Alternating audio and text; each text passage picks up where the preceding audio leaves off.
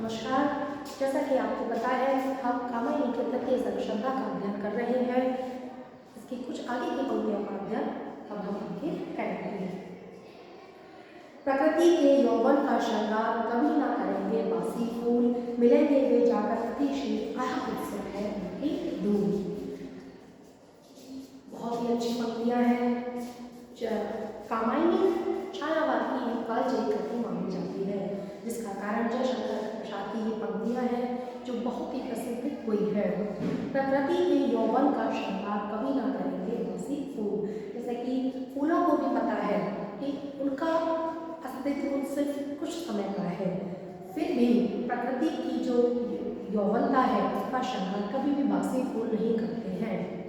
हमेशा नव उत्साह से भरे हुए जो नए फूल होते हैं वे प्रकृति का श्रृंगार करते हैं। और उन फूलों को पता है कि मिलेंगे ये जाकर अतिशील, के वे निश्चित रूप से धरती में धूल में जाकर के मिल जाएंगे।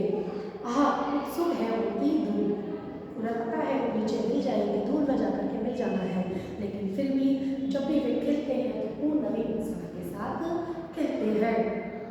इन पदों के माध्यम से श्रद्धा मनु को अपने नवीन जीवन के लिए, जो आगे का जीवन है उसके लिए प्रेरित कर रही है। पुरातनता का यह निर्मोह सहन करती ना प्रकृति पल एक, नित्य नूतनता का आनंद किया है परिवर्तन में पेड़।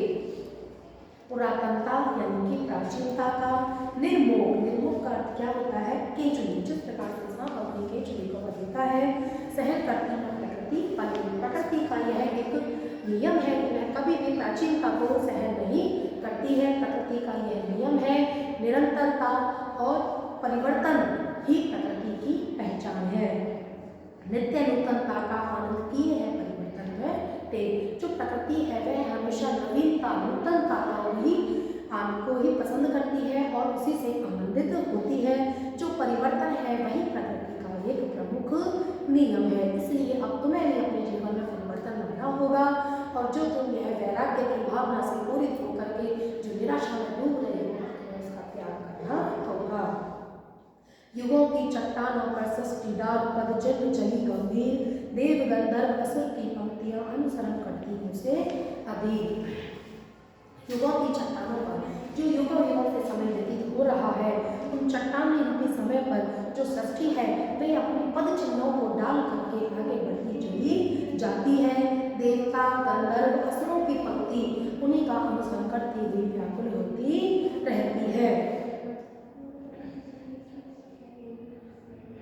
अर्थात प्रलय काल में भले ही जितनी भी जो अभी तक हुआ है यह आवश्यक नहीं है कि तुम उनका अनुसरण करते चलो, अर्थात तुम भी अपने अनुसार चलो और अपने लिए नए नियम बनाओ और अपनी नई पहचान लोगों के लिए छोड़कर जाओ। एक तुम यह विस्तृत भूखंड प्रकृति वैभव से भरा आनंद, कर्म का भोग, भोग का कर्म, यही जन का चेतन आनंद। तुम्हारे आगे एक तुम हो और तुम्हारे आगे यह विस्तृत भूखंड फैला पड़ा है जो कि प्रकृति से भरा हुआ है, जिसके अंदर प्रकृति के सारे प्रमुख तत्व उपस्थित हैं। कर्म का भोग, भोग का कर्म, यही जन का चेतन आनंद। तुम कर्म करो और कर्म के द्वारा ही तुम्हें भोग प्राप्त होगा, और जो तुम भोगते हो वही तुम्हें कर्म करने के लिए प्रेरित करता है। यही इस जड़ता और चेतनता का अंतर है जो हमें आनंदित करता है।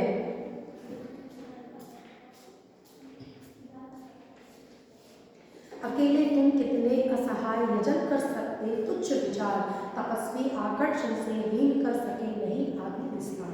कि तुम ऐसा सोचते हो कि मैं अकेला क्या करूँगा, यह तुम्हारा एक तुच्छ विचार है। तुम सोचते हो कि मैं अकेले कितने यज्ञ करूँगा। तपस्वी आकर्षण से हीन कर सके नहीं आत्म विस्तार। हे तपस्वी, तुम अपने आकर्षण से हीन होकर के ऐसा सोच रहे हो नहीं। तुम्हारे अंदर बहुत सारी क्षमताएं बाकी हैं। तुम अगर अपनी आत्मा का अपनी चेतना का विस्तार करो तो निश्चित रूप से तुम भी बहुत कुछ पा सकते हो और इस संसार की सृष्टि में सहायक हो सकते हो।